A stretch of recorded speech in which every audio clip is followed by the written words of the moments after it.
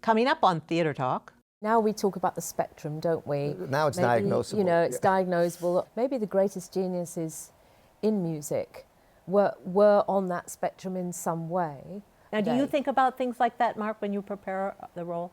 No, I just say the lines. Theatre Talk is made possible in part by the CUNY TV Foundation and the Honorable Thomas Mercer Ray.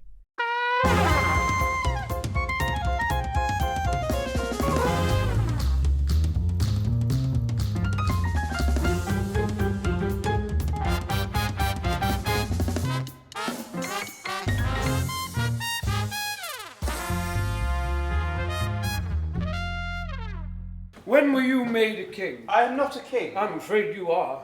We were both made kings, against our will, I suppose. You have a world of subjects, as do I. Mine were given to me by God.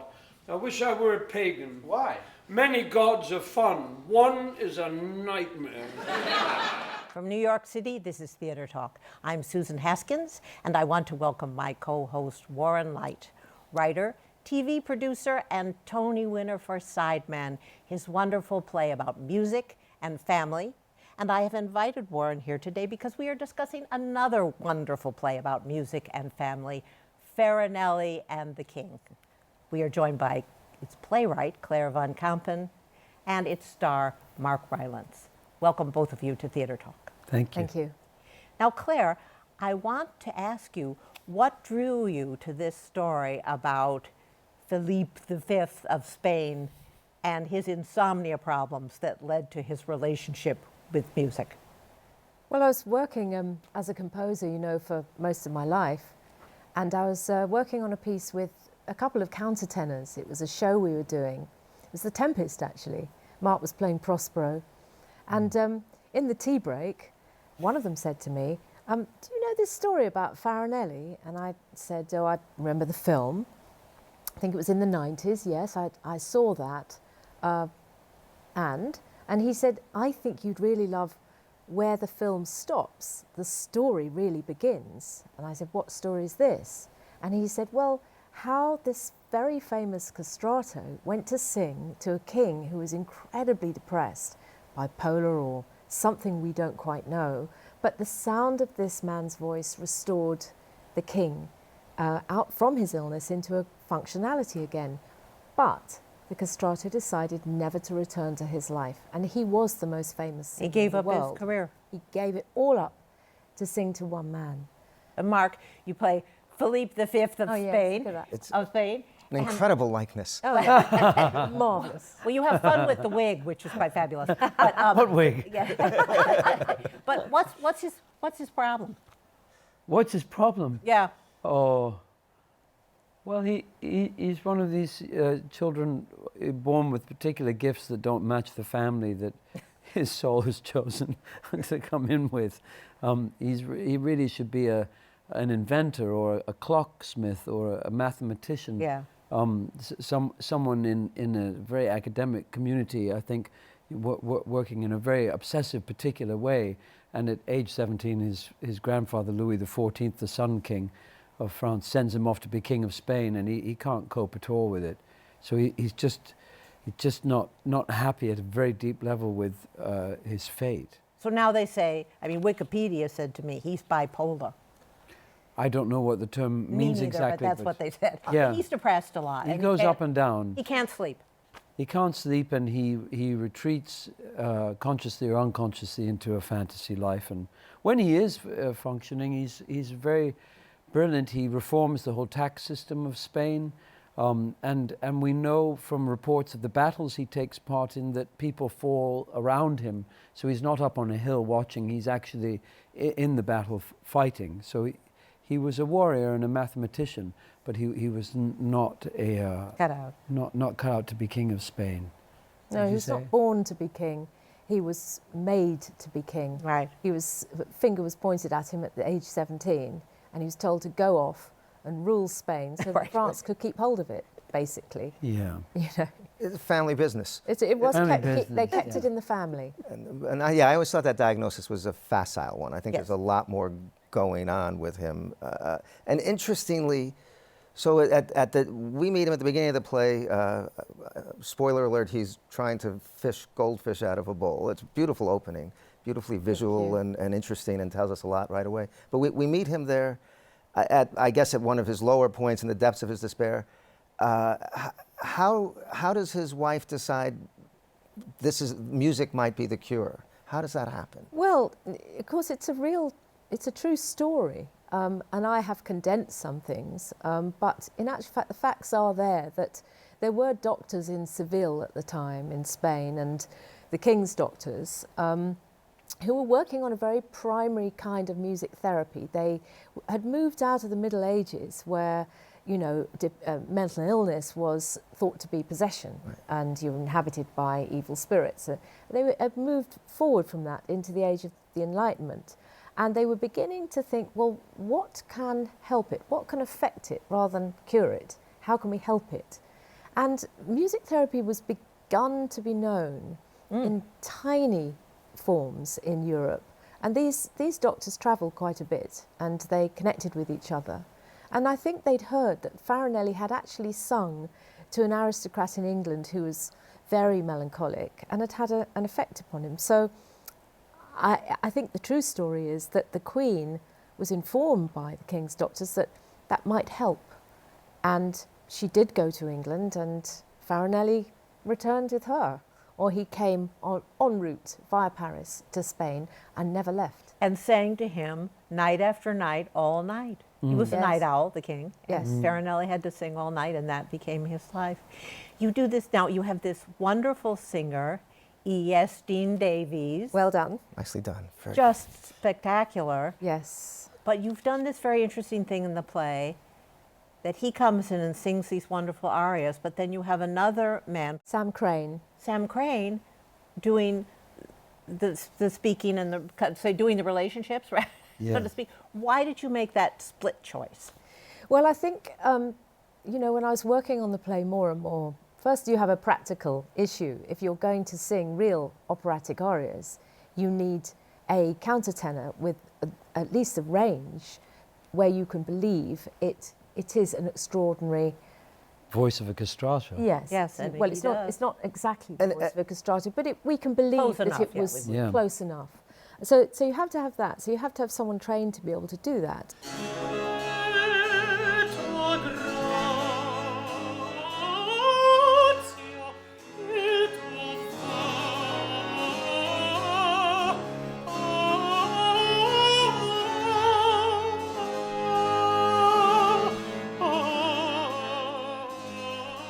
And that is not an actor's training, you know.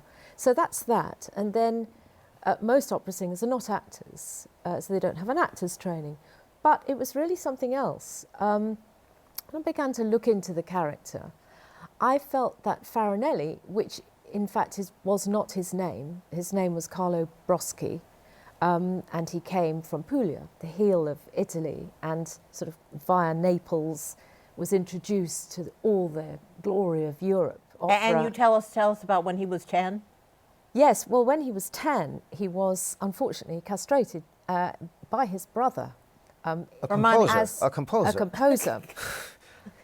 And it, you know, so in a sense, Farinelli is a persona, a name that's created through sound, through performance. And Carlo is another part of his character. So they are actually two people, as is the king.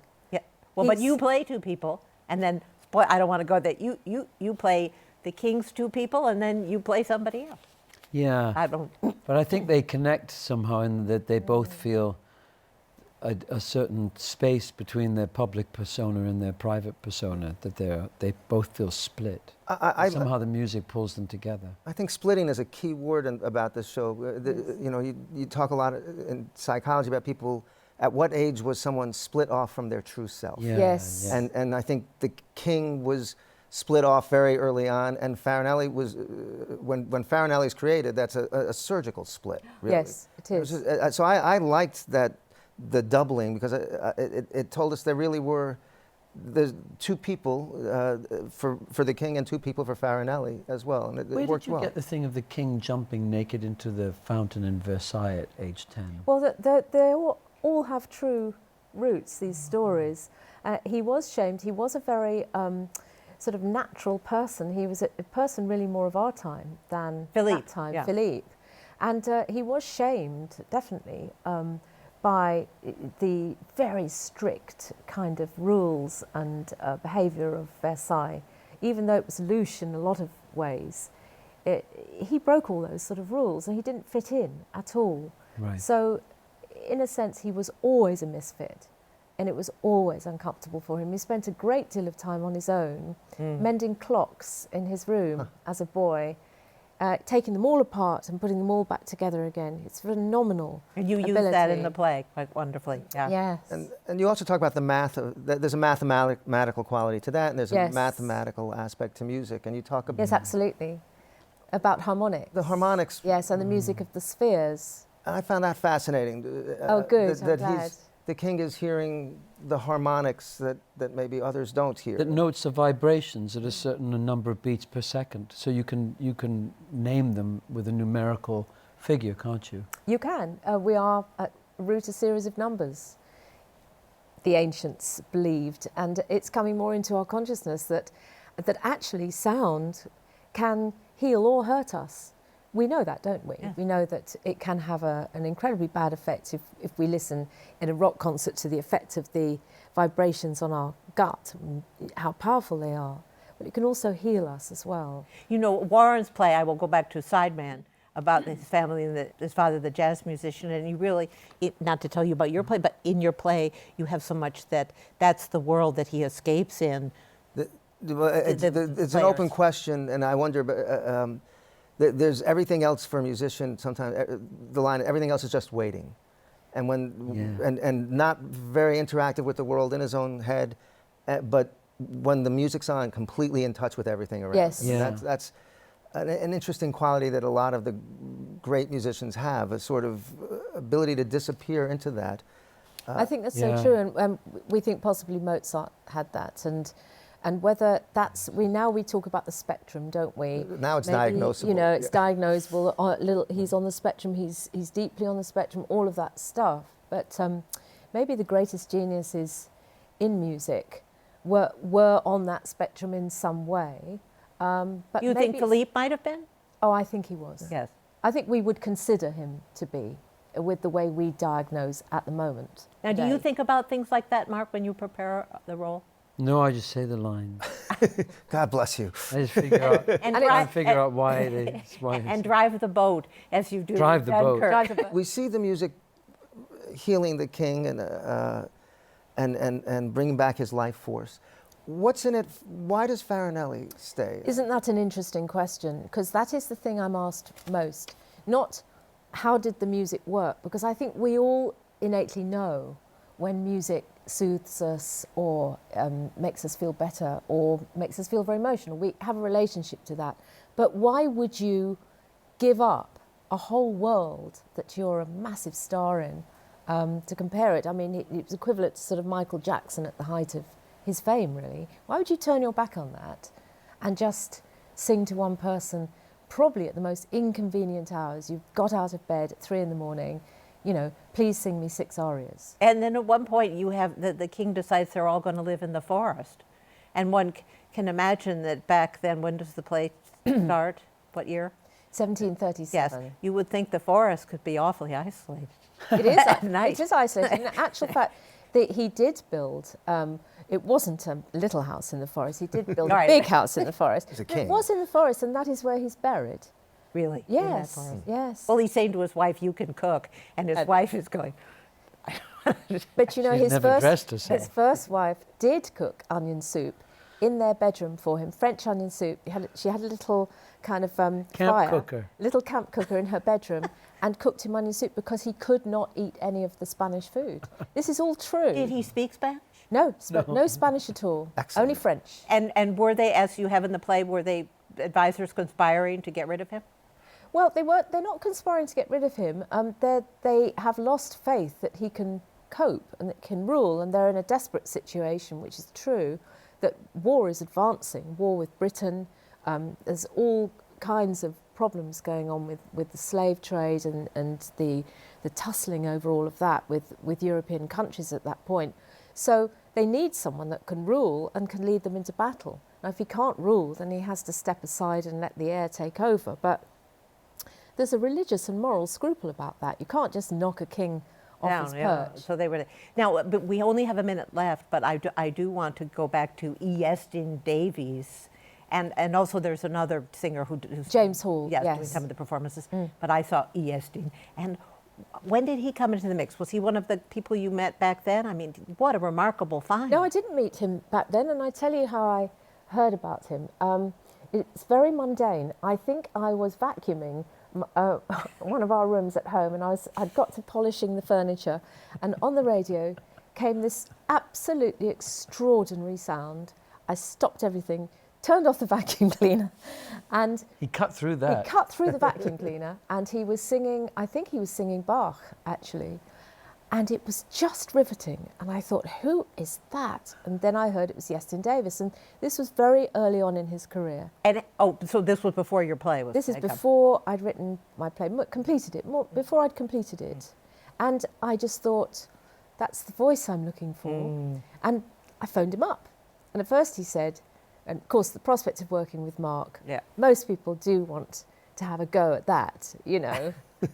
Yes, I would love to have a go being on stage with Mark. And so he was intrigued, but he said, oh, no. He said, my voice is not like Farinelli's. Farinelli could sing 3 octaves, sing up very high. I said, but your voice has the effect that Farinelli's voice had. That's what I'm looking for.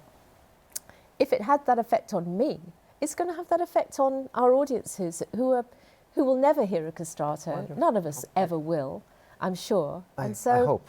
I hope not. Yes. But our audiences, being theatre audiences, probably many of them have never been to an opera, let alone a Baroque opera, and let alone really have heard a countertenor sing. And certainly not one of the top countertenors in the world. And you get the greatest hits of these old operas. Yes. You'd have to sit through about 36 hours of operas Yes, to you hear would. these 7 arias. It's magnificent. They're so choice. And they have a beat. I was tapping my Yeah. foot. Yes, they do, yeah.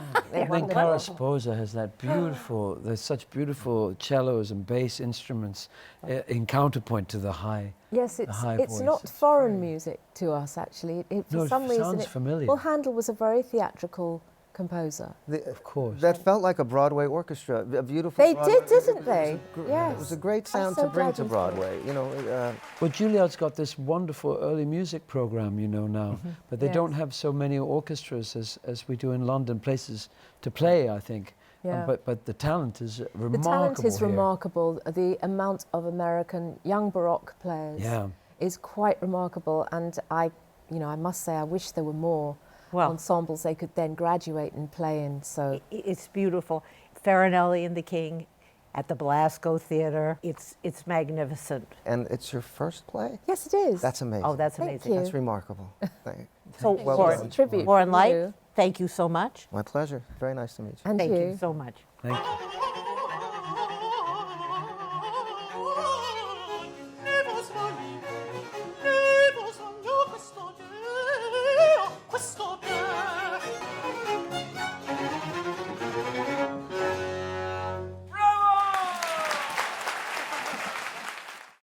And now I'm here with Michael Musto, who went on a remote for us to interview 2 theater legends. They are fantastic. Come on, try to remember. Susan, do you know who they are? I do. Funny. Hi, I'm Michael Musto from New Now Next, and I'm here with Tom Jones and Harvey Schmidt, who've written such legendary shows as The Fantasticks, I Do, and 110 in the Shade. And tonight you guys are getting the Oscar Hammerstein Lifetime Achievement Award from the York Theatre Company. Congrats. Do you think you deserve it? Because I do. Absolutely. Yeah. No question in my mind. Yeah. It's exciting. What do you feel your contribution is to modern musical theater? I mean, everyone has a place like Sondheim and Kander. What is your place? I think the primary thing is that exploring the form in its presentational aspects. That is to say, by not just depicting what is so-called reality, but admitting that you and the audience are in a space together, admitting that throughout, and that you're going to cooperate together to create something, so that you can have, not being realistic, you can have a narrator, which we almost always have, and you can have just very bits of scenery that the audience fills in the rest. And it's a concept, a very ancient concept, exploring what it's like to have the audience in a very ancient way sit and like be part of the creative process. So what you're saying is you really don't believe in the fourth wall?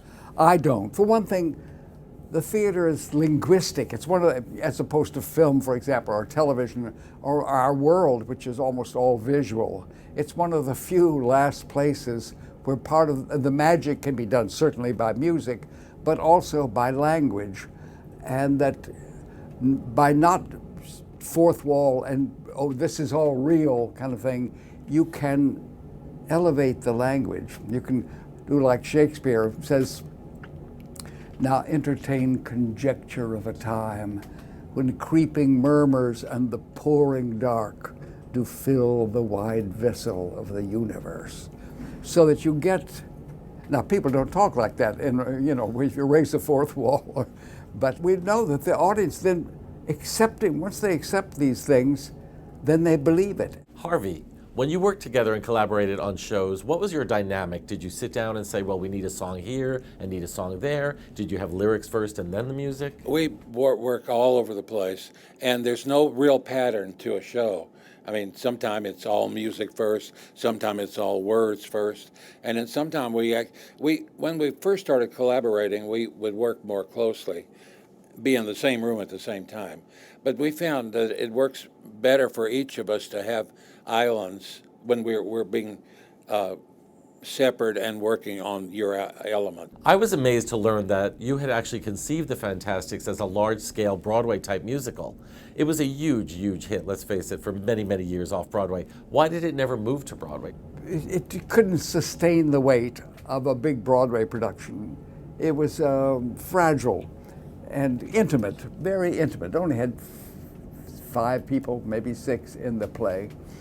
And that was one reason. So it didn't fit the form. And the other thing is, we didn't know enough yet to write a Broadway musical, in my opinion. We were just still, we had no training, and we had no intention, either of us, of writing or composing or doing that as a career. I wanted to be a director, and Harvey wanted to be, and was, an enormously successful, one of the top 2 or 3 in the United States, graphic artists. You know, we had many offers after the show was running downtown. And to move it, the Schuberts wanted us to move it to Broadway. And thank God we never did that, because it's a mystical but very right thing, having suffered all the time and space and trying to make it work for us. We knew that it was the right thing. How did you guys come to work on I Do, which was a musical version of the 4-poster? Yes, it was just amazing. When Tom and I had gone to Italy, I'd rented a villa over there, but then the phone rang, but the phone had never rung. We didn't know anyone in Italy. And no one, back then you couldn't call anyone from America to Italy or vice versa. And suddenly on the phone, there was Gower Champion. And he said, I'm in David Merrick's office, and he has a very exciting potential project that he would like us to consider. And so we were both kind of, we didn't quite know what to make of it. And because we thought it's going to be very difficult to do this musical for 2 people. You know, we knew the play very well, but we were very gracious. And then when they, in the passing, the facts about it, potentially, that they wanted to get Mary Martin and Robert Preston to be in it, and my God, we suddenly thought it would be magnificent. As we wrap up, as you look back at this point in your life on your past, do you look back as the glory days? Do you still have a lust for life and for the future? I have 3 pieces I'm working on, 3 new pieces, and they're I'm very, very excited about them, and particularly the last one, which I think will probably be my last, which is a musical version of The Tempest called La Tempesta, written with Andrew Gerley, who's a great composer and is the musical director for this event, the Oscar Hammerstein thing. He's just dynamite. Harvey, what about you? Do you still have a lust for life? It's curious because I've had several decades of intense hospitalization, and I've just recovered recently from many months of having broken my hip. But I've never felt better than I do right now. And people tell me they feel I'm very energetic, and it's exciting. I like being alive again. It's nice to, like to pontificate and be given awards. It kind It's of lovely. keeps you happy, keeps you smiling. I'm so happy you guys were with us. Thank you so much and congratulations. Thank you. Thank you.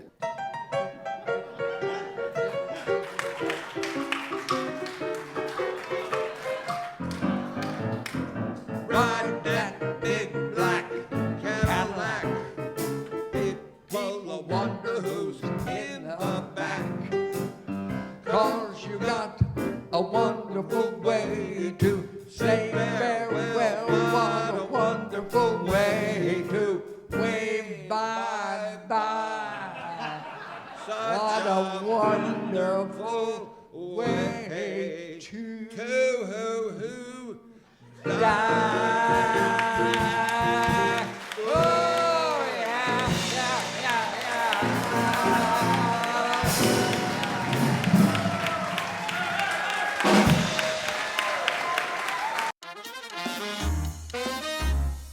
Our thanks to the Friends of Theater Talk for their significant contribution to this production.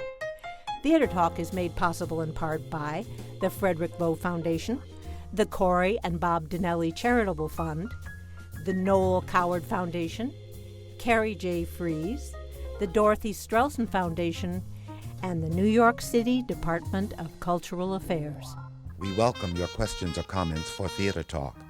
Thank you